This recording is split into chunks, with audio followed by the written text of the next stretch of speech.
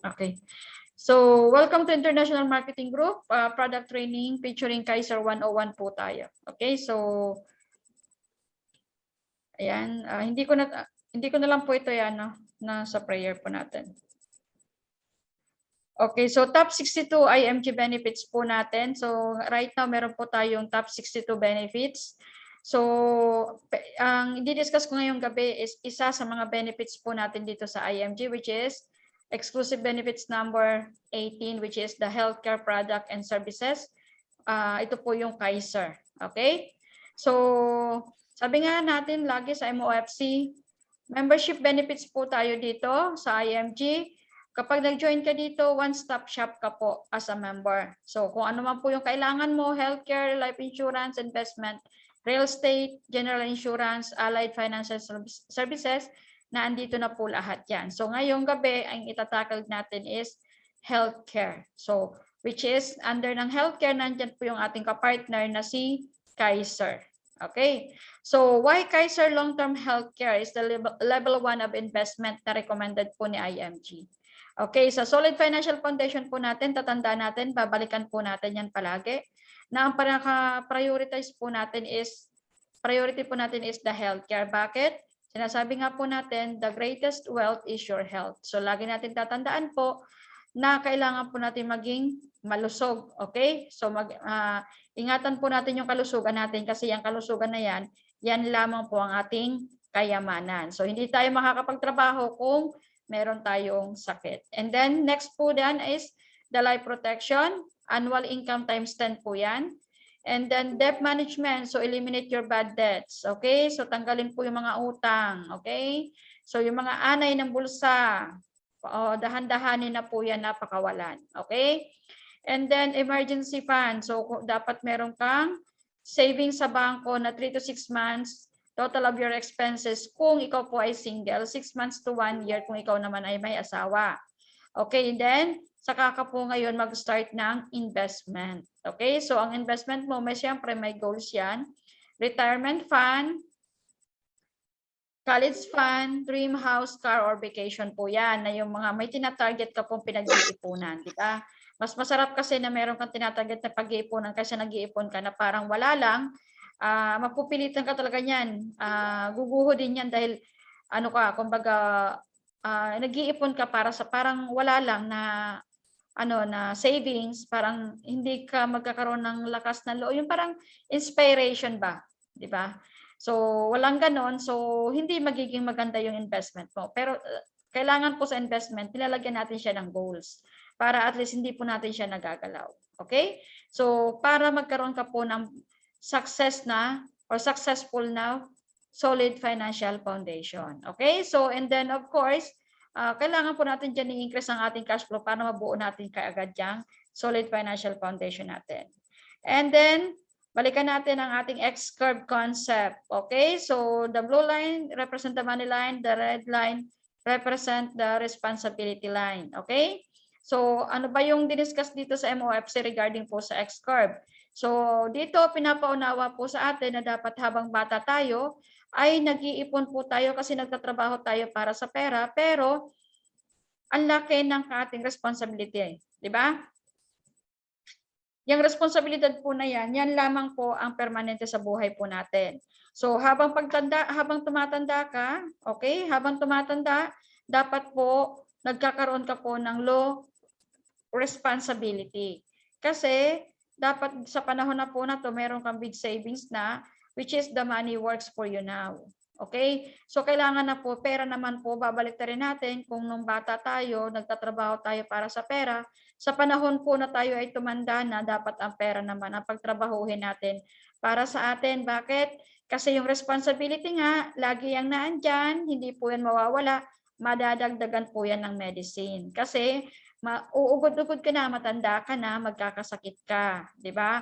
Wala namang nagkakasakit na bata pa. Karamihan, hindi naman, ang mga bata pa talagang karamihan is malulusog, di ba? Nakakapagtrabaho tayo, very productive po tayo. Pero pag once na dumating na po tayo sa punto na yung katawan natin ay sinisingil na tayo, di ba? So magkakaroon na po tayo ng mga maintenance na gamot. So kaya yung ating responsibility dumadagdag, hindi po nababawasan. Tama?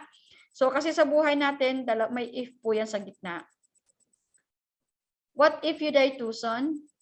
Sino ang poprotekta para sa pamilya mo? Dapat dyan meron kang life insurance, income replacement po yan.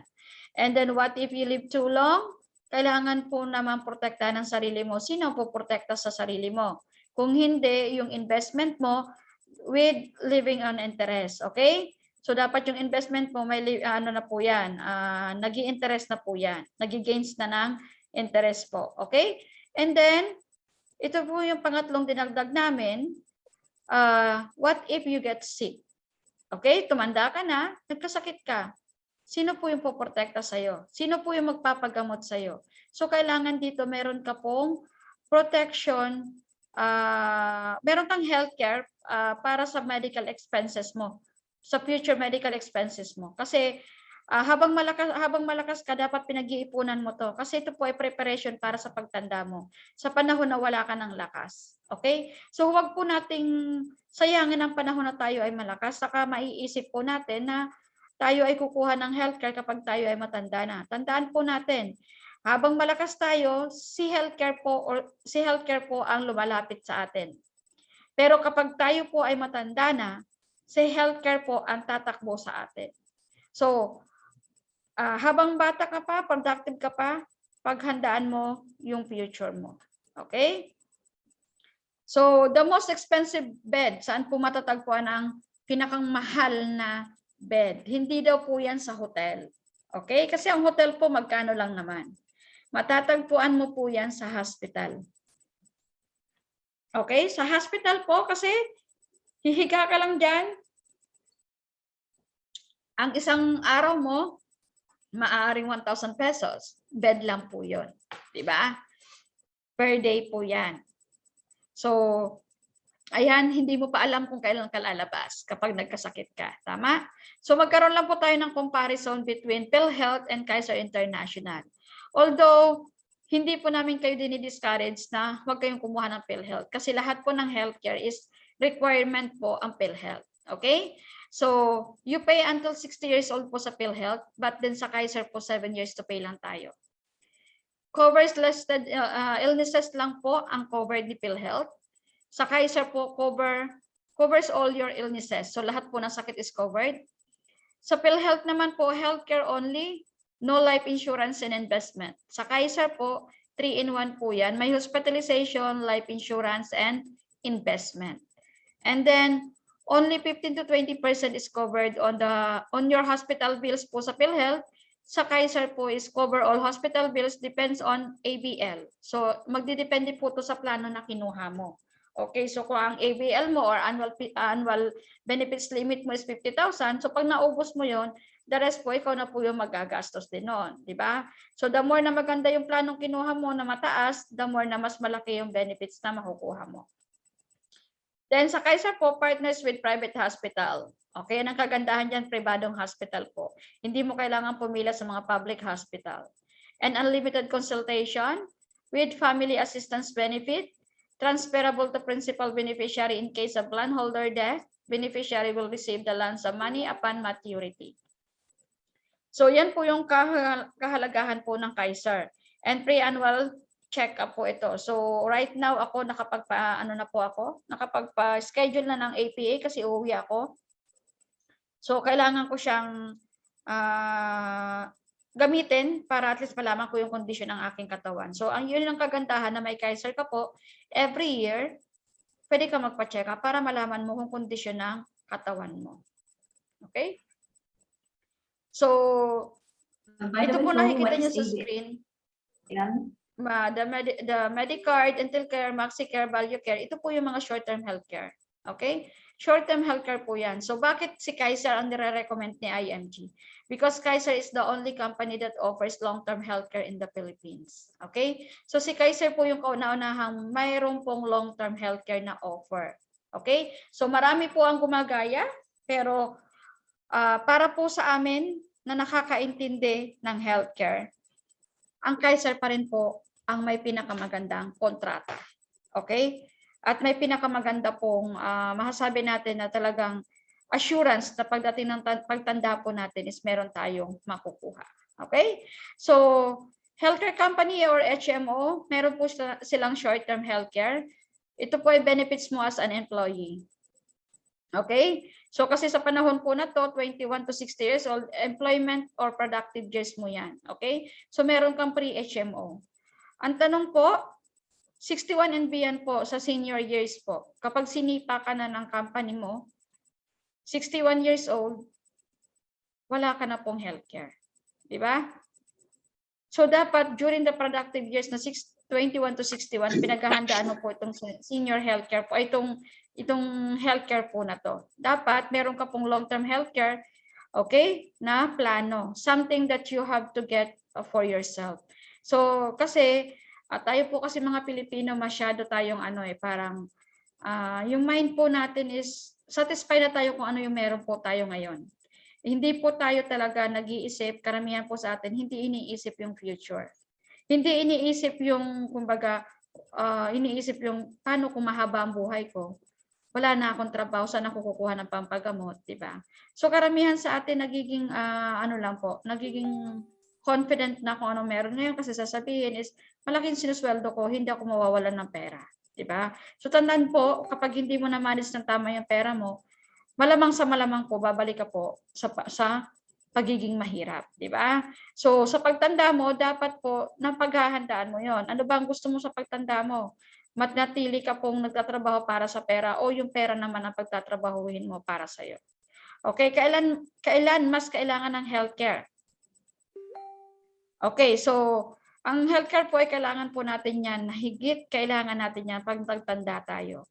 Kasi during our time na malakas tayo, mga bata pa tayo, is meron tayong mga healthcare galing sa company. Di ba? Pero once na tumanda na po tayo, ano ba yung gusto natin? Ibayad sa sarili natin pagtanda natin. Okay? So, pipila pa tayo sa mga government hospital. Makikipagsiksikan po pa rin po ba tayo? Okay? So tandaan po natin, the cost of getting seriously sick in the Philippines, okay, is sobra pong mahal. Okay? So sabi nga dyan, mura ba magkasakit? Hindi po mura magkasakit. Di ba? Sa Pilipinas po is napakamahal. Okay? Acute heart attack. Stroke, magkano? 1.8 million. Lung cancer, 2.78 million. Meron ka bang ganito? Di ba?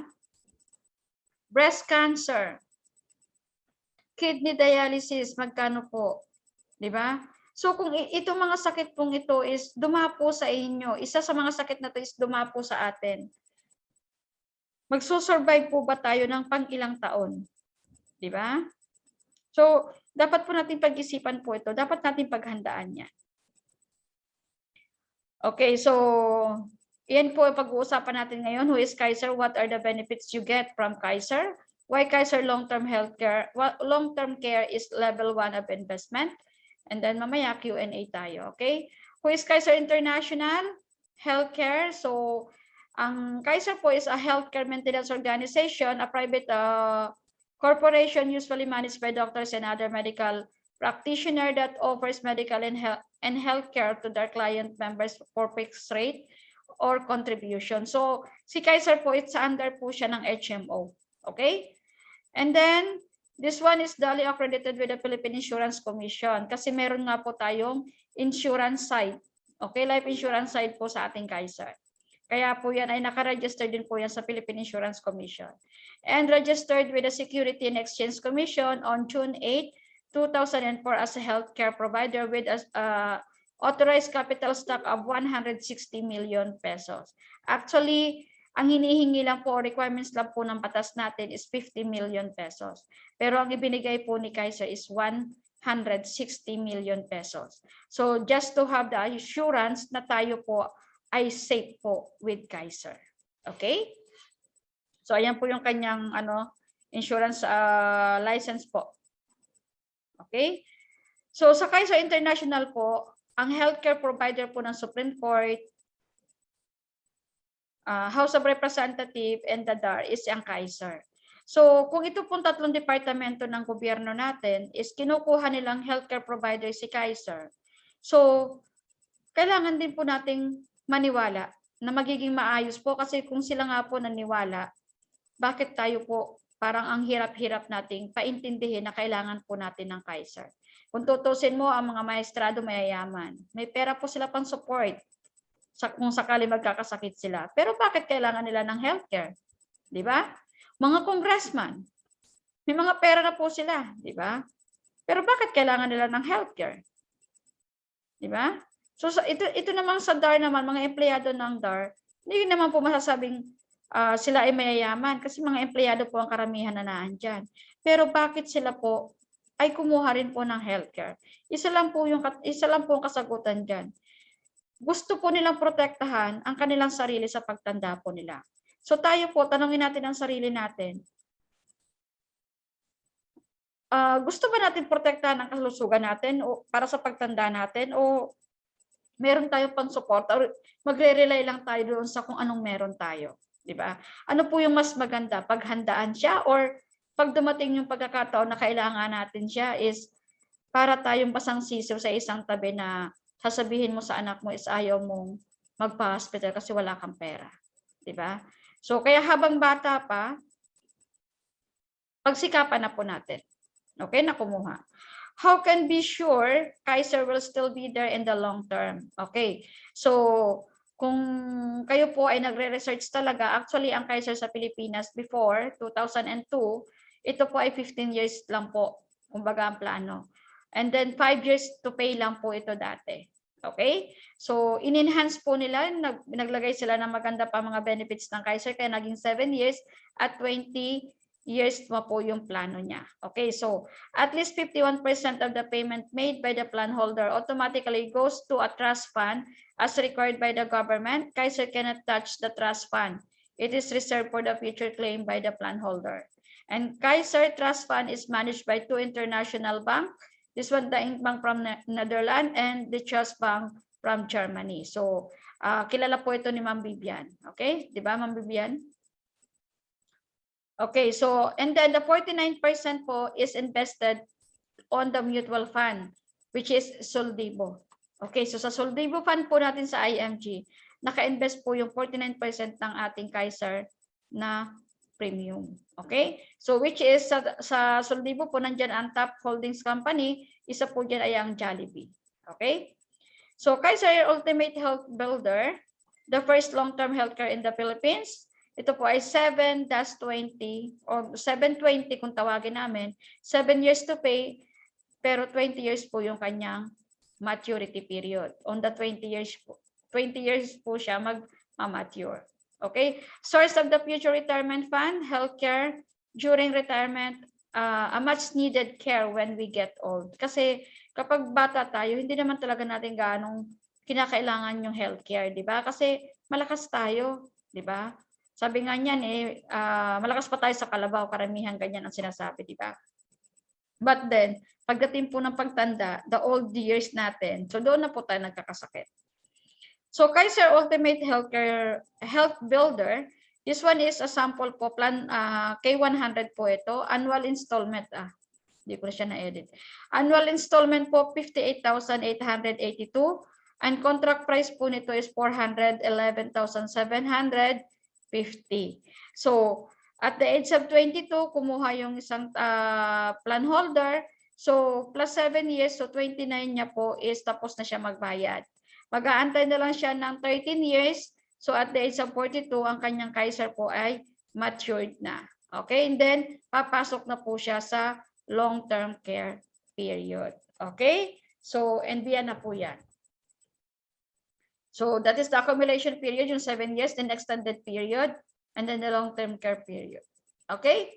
So during the paying period po, ito po yung benefits during the accumulation period, first 7 years, yun nga po sinabi ko kanina, meron po tayong free annual physical examination to be administered by accredited services provider. So we have right now, based po sa report ng Kaiser, ang accredited hospital po natin ngayon is nasa 800 plus na all over Philippines, and 10 to 12,000 medical doctors na po ang accredited ng Kaiser. Okay? Around Philippines po yan, okay? So, sa annual physical examination po, ito po yung coverage.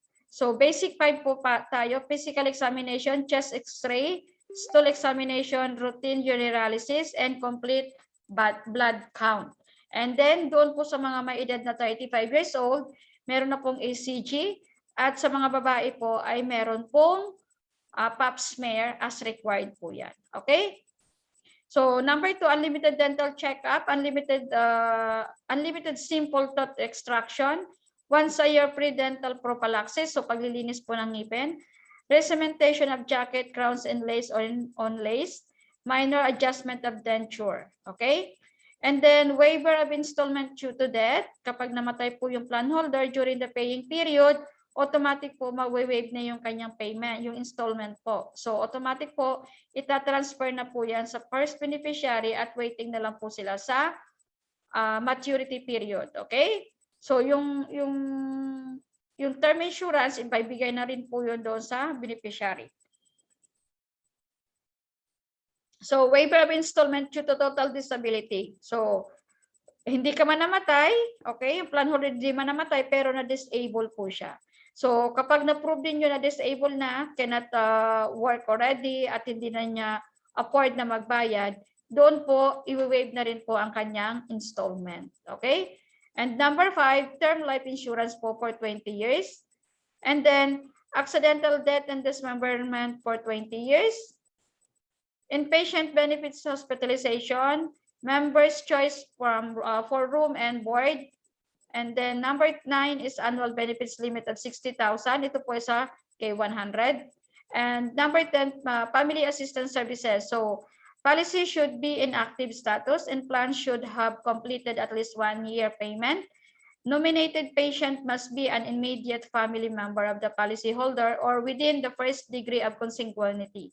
Okay, policyholder agrees to avail any of the services of Kaiser accredited doctors and affiliated networks of hospitals. Assistance to be provided by Kaiser shall only be to the extent of the allowable benefits due to the plan holder under his policy. Prior to discharge of the nominated patient, payment should have been settled with Kaiser. If plan holder requires or opted to pay on a term basis, payment scheme is on case-to-case basis and subjected to Kaiser approval. Okay, take note po that this assistance is an accommodation only and not considered as a benefit of the plan. Hence, approval and denial on an ailment solely depends on Kaiser management evaluation. Okay? So, tandaan po, hindi po ito yung pinaka-benefits po ng plano ha. Family assistance lang po ito. Okay? So, punta po tayo sa extended period. So, sa extended period po, meron po tayong 10% yearly health benefits and accumulated health benefits. Okay? So, meron po tayo sa 100,000 po, meron diyang, sa K100, meron 269,750. Yearly earned bonus, so meron din po tayo dyan na 446,419. And long-term care benefits, upon maturity, 100,000. Long-term care bonus upon maturity if no claims during accumulation period. Ito po yung, kasi pag during the paying period po na 7 years, kapag hindi nyo po nagamit yung Kaiser po ninyo, 85% po niya na ibabalik sa inyo ni Kaiser. So, magkakaroon ka dyan ng 350,000. Total maturity value po na 1,166,169. So, kung ito po after po na maturity ay hindi nyo kukunin, ito po yung mag-grow pa ng gusto. Okay? So, pre-existing illness covered, deadly diseases are covered, maternity benefits is covered. Okay? So, during po ng ating ng 7 years po, ang pre-existing deadly diseases are not covered and the maternity. Okay? Hindi po yung covered. Actually po, yung maternity po natin, wala pong delivery po dyan na prenatal lang po yan at postnatal. Okay? So, kasi ang delivery po is not an illness. Okay?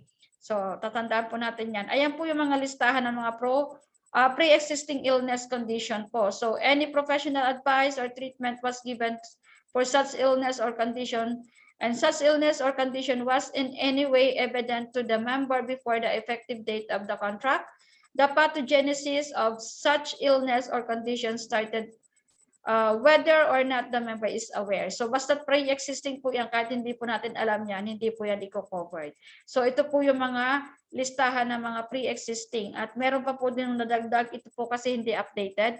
So bibigyan ko po kayo ng listahan ng mga pre-existing. Balikan ko lang po yung aking mga screenshot nung mag-attend po ako ng Kaiser seminar. Okay, so sa long-term care benefits po, total health benefits settlement option. So pagkatapos nyo po kasi ng magbayad ng 7 years at mag-mature na po ito na 20 year, papadalhan po kayo ni Kaiser ng letter. So sa letter po, nakalagay po doon ang health benefits settlement option po. So ito po yung mga option na kailangan nyo pang isipan kung ano yung gusto nyo gawin sa pera po ninyo. Option number 1, continue health benefits limit with term life insurance. This option will give you the following benefits. Continue term life insurance up to 80 years old, equivalent at least 50% of the total health benefits at not exceeded to 2 million face amount. Coverage on all pre-existing condition up to the total health benefits. Annual physical examination through Kaiser Medical Center and or Kaiser designated accredited clinics. Unlimited consultation with all branches of clinics of Kaiser Medical Center, access to over 500, okay, actually ngayon is 800 something na to. 800 hospital, 800 clinics, 10,000 doctors. Now this one is the last report is 12,000 doctors network of Kaiser already. So dental benefits through our accredited dental services provider. Note, continue health benefits with yearly increment depending on the prevailing market, but in no case less than 3%. So hindi po bababa ng 3% ang ating interest rate po dyan. Okay, so extended benefits balance when the members reaches 65. So sa age po ng 60, meron ka pong, kung nagsimula ka po ng 29 years old, ay 29, so ito po 6,483,800. Annual lifetime health benefits care of age of 60 is 648,380 yearly po yan. Okay? So total accumulated benefits with bonus at the age of 65. So mayroon kang 10 million, mayroon kang annual lifetime healthcare benefits na 1 million po. Okay? So sa annual po yan. Okay? So ito po yung sinasabi namin na living on interest. So ibig sabihin po yung pera mo kay Kaiser is tumutubo, parang tumutubo po yan. Okay? So option number 2, continue health benefits with yearly increment and withdrawal of yearly increment. Okay, so annual withdrawal of yearly increment and from the total health benefits. Continue term life insurance up to 80 years old, equivalent at least 25% of the total health benefits and not exceeded to 1 million face amount. Coverage on all pre-existing condition up to the total health benefits. Annual physical examination through Kaiser Medical Center and Kaiser designated accredited clinics. And limited consultation, the same lang po yan noong sa una. Okay, so continue health benefits with yearly increment, depending din po yan, hindi din po yan bababa sa 3% per annum. So dito po sa option number 2, kukunin nyo lang po, i-continue pa rin po yung pera, hindi nyo withdrawin, pero mag-withdraw lang po kayo ng yearly increment. Yung interest lang ang kukunin po ninyo. Okay? So, number 3, partial withdrawal up to 50% of the total health benefits. Okay? So, ang ibig sabihin, withdrawin mo po yung kalahati. Okay? So, annual physical examination through Kaiser Center Incorporated and or Kaiser designated clinics. So, meron pa rin yan. Unlimited consultation with branches a clinic of Kaiser Medical Center, then access to 500 or 800 hospital, 800 clinics, and 12,000 doctors network of Kaiser. Dental benefits through our accredited dental services provider. So, ganun pa rin po, hindi bababa ng 3% per annum ang ating interest dyan. Okay, so number 4, full withdrawal of total health benefits. Kung pag binidro mo po yan after na maturity ng buo, so ibig sabihin po, full withdrawal of total health benefits is considered policy as fully availed. So, ibig sabihin, wala ka ng Kaiser. So, sa PhilHealth po, PhilHealth benefits integrated with Kaiser. So, once submitted, you will be advised to file your PhilHealth reimbursement form. The PhilHealth reimbursement due shall be deducted from the total hospital bill, and the Kaiser member without PhilHealth membership shall shoulder and pay the corresponding portion of the PhilHealth. So, malinaw po yan ha. So, i-explain ko lang ang grace period. Dito marami pong nagkakamali. Okay? The owner shall be given a grace period of 30 days or 1 month to pay the due installment. If payment is made after the grace period, the contract shall be considered as lapse. Note, benefits may be provided to the member only after the due installment is paid. So sa reinstatement po natin, may dalawa po tayong option. Update. Member will pay the premium due on the missed month plus surcharge of 1.5% per month or 18% per annum from the date of each unpaid installment. Okay, so redate. Member will pay only the premium for the month, but the maturity period will be moved. So ito yung difference po nila. Okay, so sa update po, continuous po, hindi mababago yung kanyang maturity period. Pero sa redating po, mababago. Okay, reinstatement na ko, accomplish a reinstallment application form, settle the reinstatement fee of 300 pesos, can be done within 2 years of the first unpaid due date. So, ang reinstatement po natin is within 2 years po yan. Kung nawalan ka ng trabaho ngayon, siguro naman di ka mawawala ng trabaho within 2 years, di ba makakahanap ka na. So, hindi naman forever na wala ka ng trabaho. Okay? Para hindi mo siya makontinue.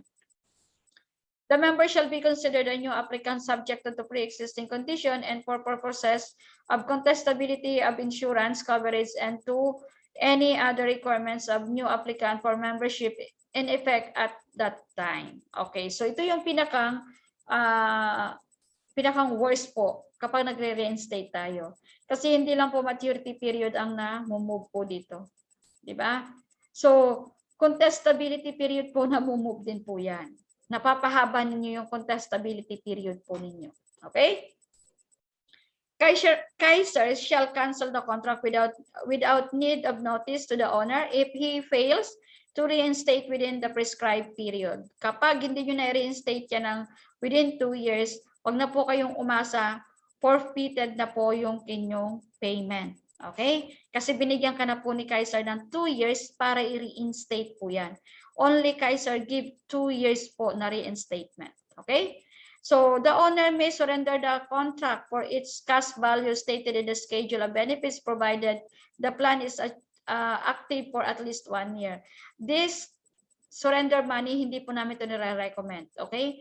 If you really understand the financial education or financial literacy, hindi mo po withdrawin ang Kaiser mo. Okay? So, kailangan po talaga dito pag-aralan natin na maigi at intindihin kung ano yung itinuturo ni IMG. Kasi Kaiser is just a first level of investment na meron po tayo. Which is first level of investment po yan, pero yan po yung pinakang mahalaga. Okay? Eligibility po, 10 to 40, K45 to K1 million. 41 to 50, K60 to 1 million. Age 51 to 60, K75 to 1 million. So, yung K45 po, 2,647. Ang K60 po is 3,529. At ang K75 po is 4,412 ang kanyang monthly. Okay? So, ayan po. And take note, mayroon po tayong additional 500 pesos for annual policy. Okay? For 7 years po yung 500 na yan. Kaiser is level investment, level 1 investment. Think about this. Medical costs double every 5 to 7 years. A lot of sick people die not because there is no medicine but because of no money. A majority of Filipino don't save money for future healthcare needs. You cannot bring with you the healthcare benefits provided by your company when you retire or you resign. No traditional healthcare company covers ages 61 and up. Most people rely on their children or sell properties or borrow money for their medical needs during retirement. Ito po yung pinakang worst na scenario po na nangyayari talaga sa atin araw-araw sa Pilipinas. A majority of the personal bankruptcy is due to medical expenses. That is the reason why nandito po ako sa abroad dahil nabangkarote po kami nang magkasakit ang tatay ko ng liver cirrhosis. For 5 years po yan. Okay, in an aging world with more chronic diseases, health and healthcare are enormous opportunity that we want to focus on. Kaya po si IMG is porsigido po na i-deliver ang mission, okay, ng financial literacy, hindi lang po para sa kami ay kumita o kumita ang kumpanya, kung hindi po protektahan po tayong mga Pilipino. Protektahan natin yung ating mga sarili. Ipaunawa ang kahalagahan po ng healthcare para sa buhay po natin. Okay? So are you prepared for this, for the ifs of your life? What if you die too soon? What if you get sick? And what if you live too long? Nakahanda na po ba kayo dito? The decision is yours. Okay? So hindi ko na po kayo tatanungin isa-isa. Mag-isip po kayo. Okay? So thank you for listening. Question and answer po tayo.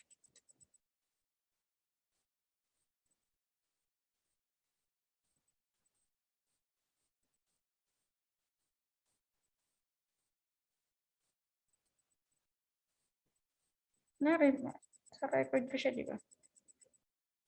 Okay. So, may tanong kayo? So, sa pag-i-explain po ng Kaiser, wag niyo pong gaanong anuhin ng Kaiser.